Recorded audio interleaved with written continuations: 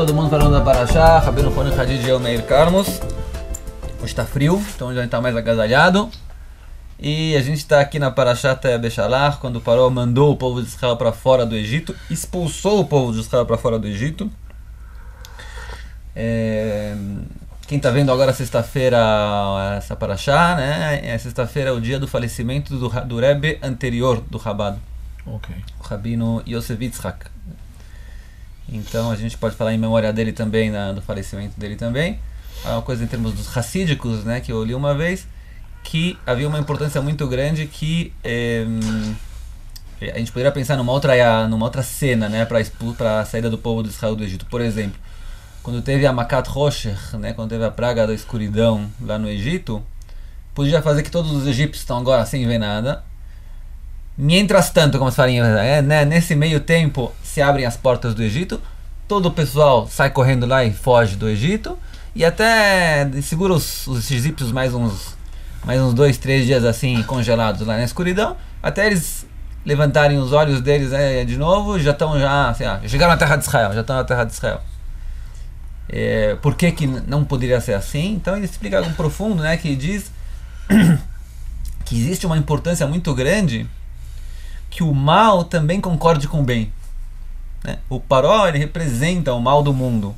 É importante para Deus que não só o bem vença o mal, senão que o próprio mal concorde com o bem também. Sim. É uma ideia profunda, dá para expandir mais a ideia, mas deixa isso para uma outra vez. Então era na continuação, então, o Paró não levanta as mãos, ele percebe que ele expulsou, volta atrás, sai correndo atrás do povo de Israel, alcança eles do lado do mar, e o povo de Israel começa a fazer o que melhor sabe fazer, que é rezar. Não tem muita coisa para fazer também, né? Porque o mar está à frente, os egípcios estão atrás, então a única coisa que você tem para fazer é rezar mesmo, não adianta. E quando eles começam a rezar, Deus fala para eles, de acordo com as palavras aqui na Parashá, Matitzak elai daber el bnei Israel ve'isau. Por que você está gritando? Por que você está rezando? Titzak é gritando, né, também, né? Por que você está gritando? Por que você está todo mundo, Deus, me ajuda, o que você está gritando? Fica calmo, fica tranquilo. Daber el bnei Israel ve'isau. Fala para o povo de Israel para continuar andando adiante quer dizer, no mar. O que Deus pensou e o que Moisés pensou, né? O que Moshe pensou? O que cada um está pensando aqui? Qual a discussão entre os dois sobre o que tem que ser feito agora nessa situação? Bom, parece dizer... Você pode pegar um pouco de água quente enquanto você vai falando, com tua permissão. Parece dizer que Moshe... parece dizer que Moshe sabe que vai acontecer algum milagre agora. Então ele está falando, Deus, começa a fazer um milagre. Você vai abrir o mar, ou sei lá o que você vai fazer, alguma coisa você vai fazer. Porque você tem a potência egípcia agora, que vai massacrar o povo às beiras do mar. Então alguma coisa você vai fazer. Não é a gente que vai fazer alguma coisa aqui. E a resposta de Deus realmente é surpreendente. Fala, começa a entrar. A gente até sabe o Midrash que diz, famoso, que Nachshon ben Aminadav, ele entra no mar e começa a entrar, e a água vai abrir do mar quando a água já está em Nachshon, já está aqui em cima.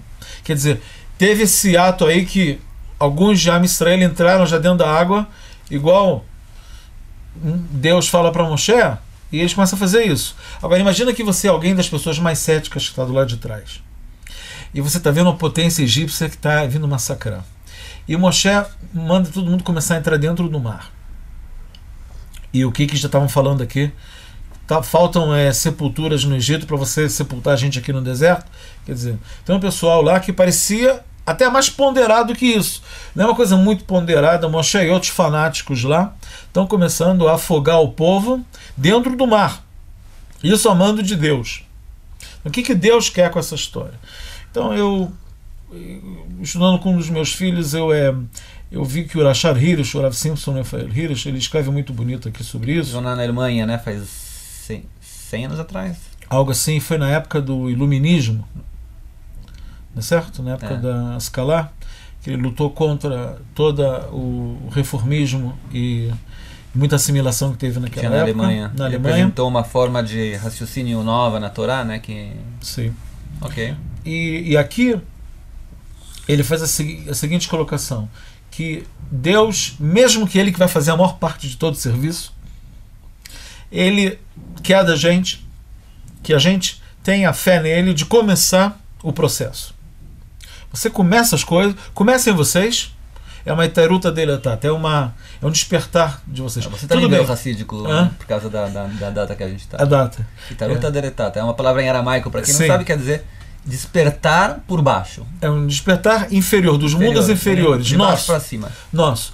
E é isso interessante, que Deus quer que a gente comece o processo, mesmo que ele vai fazer 99,99% de tudo aqui, ele não quer passividade completa, ele quer fazer isso.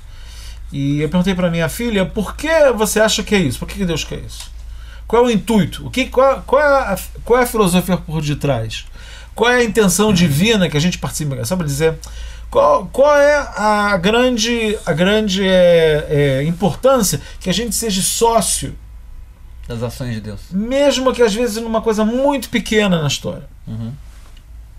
Então, um dos pensamentos que a gente pensou é o seguinte, uma coisa... Posso tentar uma coisa, na verdade. Sim. Tem aquele famoso Midrash, né, que Sim. o Rabbi Akiva estava falando com uma pessoa não judia e um romano, né? E o romano perguntou para ele, me fala uma coisa, quem sabe fazer melhor as coisas, Deus ou o homem? Sim. Aí o Rabbi Akiva falou, o homem. Aí ele falou, bom, você tá percebendo que eu estou aqui fazendo uma pegadinha para você, né? Por que o homem? Ele falou, olha, tá provado. Você come pão, o que Deus fez na verdade? O trigo que colocou no campo, mas quem preparou o pão no final das contas, quem terminou, quem conseguiu fazer, colocar sal, colocar tempero e fazer disso uma coisa boa, uma boa comida? Você, o homem. Quer dizer, o homem consegue preparar melhor do que o próprio Deus. E aí ele falou que ele queria perguntar para ele, na verdade, por que vocês fazem Brit Milá? Por que vocês fazem circuncisão?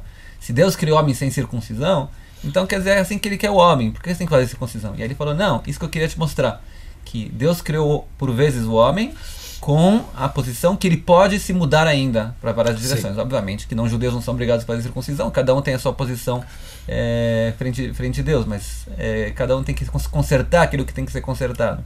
Sim, isso está ligado ao que eu queria falar, o que você falou. Roubei o assunto? Não, é exatamente a direção, só que eu só queria... Só que ao contrário. Não, eu só queria falar num outro plano, que existe uma ideia que a gente já de certa maneira já abordou aqui também, que a gente foi criado à imagem de Deus. E uma das coisas de você ser a imagem de Deus, ser a semelhança de Deus, é você ser semelhante a Deus. O que é ser semelhante a Deus em alguns termos? Que você não é um ser passivo, você é um ser que dá, não é que recebe, é um ser que dá, contribui, faz coisas. Então, essa situação que o povo estava aqui, que estava totalmente passivo, que Deus vai abrir o mar e o povo vai passar, e depois os egípcios vão morrer, é uma situação de passividade completa. Isso é o contrário da intenção e do plano divino. Que o plano divino para o homem, da humanidade geral, para o povo de Israel e para cada um de nós, é que a gente seja ativo. Não só para que participe um pouco, só para você sentir que você está parte do negócio, é muito mais que isso. Que parece que para parte do nosso aperfeiçoamento, a gente tem que ser ativo. A gente é Tselem Elohim, a gente é a imagem de Deus, no sentido que a gente é parte do processo. Da criação, da ação. Você é o próprio agente da tua construção. Você é o agente, você é a pessoa, você é o fator que constrói você mesmo. Porque se você não é, não tem aperfeiçoamento aqui, tem um paradoxo. Que você, em vez de... Se você fosse receber tudo de Deus, então você não vai chegar a uma perfeição divina ou a semelhança divina. Porque a semelhança divina está no sentido que você é o que fornece. Então você tem que ser o próprio agente, o próprio sujeito da tua perfeição. Isso é um lado da questão. Alguém me ligou, eu completo a tua ideia, né? Alguém me ligou um tempo atrás, uma Ron Meir, perguntou, tem algumas perguntas sobre o Tanakh, sobre a Bíblia. Você é o endereço certo para perguntar isso? Falei, posso tentar. Aí ele falou, tá bom. A primeira pergunta é, como está escrito, são perguntas, a gente falou sobre o iluminismo na época que foi criado o que se chama o movimento da crítica à Bíblia, né? Não sei como se fala em português isso, mas os críticos da Bíblia, que eles queriam tentar mostrar que a semântica da Bíblia mostra que Chaz v'Shalom, Deus nos livre, não foi escrita por uma divindade, por Deus, senão pelo homem. Isso também muito na Alemanha também. Na Alemanha, Foi isso que eles tinham que lutar. Mas uma das críticas que eles faziam, e ele também citou, né, quando ele conversou comigo, foi que no Sefer Bereshit está escrito que Deus falou, Nasce Adam. vamos fazer o homem, vamos criar o homem. E aí a pergunta é, quem é vamos fazer, né? Vou fazer, porque vamos no plural. Aí eu falei para ele, tem duas respostas. Uma resposta é a resposta que o Rashi traz. Ele diz que vamos fazer, é que ele falou com os anjos, e ele queria mostrar pro homem que mesmo quando você é uma pessoa muito elevada, é uma educação muito boa pedir permissão para pessoas menores do que você para fazer uma coisa que tem significado muito alto. Essa é a explicação dele, mas tem a explicação também do Ramak. O Ramak, as pessoas que a abreviação do Rabi Moshe Cordobeiro, né? Mas eu costumo dizer que Ramak também pode ser o Rabi Meir Kalmus, então é minha explicação particular, né? A minha explicação é também o que você vai exatamente. Para nascer Adam, Deus está falando com o próprio homem que está sendo criado. Ele está criando o homem, está falando para ele, vamos fazer junto o homem. Ou seja, eu vou dar para você o corpo, a alma, o potencial, e você termina o trabalho. Mas um homem que não trabalha, que não faz a sua missão no mundo, ele foi meio homem, né? Foi meia criação só. Sobre isso tem um midrash famoso, que quando chega nesse trecho, que Deus fala para Moshe escrever na Torá, Nascet Adam, Moshe fala, para que você vai escrever isso? Atá noten petach laminim. Você está dando uma abertura para as pessoas que querem falar, dizer que existe mais de um Criador, mas Deus é Amadalze. Deus falou, não, é assim que a gente vai escrever, e parece que para enfatizar todos esses pontos que você levantou, que tudo bem, existe esse risco, Deus falou para Moshe, podem ser que vão usar isso para interpretar de maneira errada, mas existe muito que se beneficiar com esse tipo de formulação. De qualquer maneira, então, o grande ensino, né, da Parashá realmente é quanto o homem tem que atuar no mundo, né, se juntar a Deus nas atuações do mundo também. E eu completo só com uma ideia que a gente falou algumas vezes, acho que eu falei em espanhol, não sei se falei em português também, mas uma vez a gente teve um encontro, uma família aqui em Israel, um senhor que se aproximou muito do judaísmo, e ele tem um passado muito, muito longe do judaísmo, né? E ele estava falando pra gente que quando ele leu a Parashá do Beshalach, ele sentiu uma identificação muito grande, porque ele falou que uma pessoa que estava muito longe do judaísmo, não interessa se ele chegou de outro povo, ou se se aproximou do judaísmo, começou a conhecer a Torá de Israel melhor, você tem que largar muita coisa do teu passado.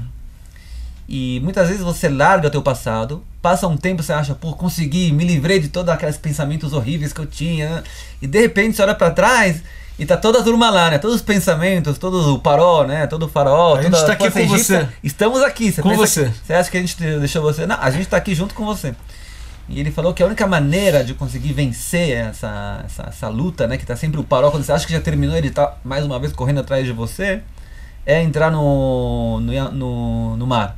E o mar é água, e a água é Maim el Torá. Não tem água, ela Torá. Assim que o Midrash fala, né? Que a água é a Torá é a mesma coisa, porque a Torá, assim como a água vai do lugar mais altos para lugares mais baixos, assim a Torá também vai de lugares mais altos para pessoas mais humildes, assim a Torá compara. Ou seja, entrar no mar representa algo espiritual que foi feito para o povo de Israel, que quer dizer entrar dentro da Torá, se conectar com a Torá. A Torá tem a força de conseguir, não precisa sempre apagar o passado, mas transformar o passado em algo positivo e conseguir, como se fala lemanef em português? Seria alavancar, pode falar essa palavra? Alavancar todo o teu passado para algo positivo para o futuro também. Não ter medo do teu passado. Isso fica de ensino para vocês então. Para todos vocês um Shabbat Shalom, tudo de bom. Shabbat Shalom.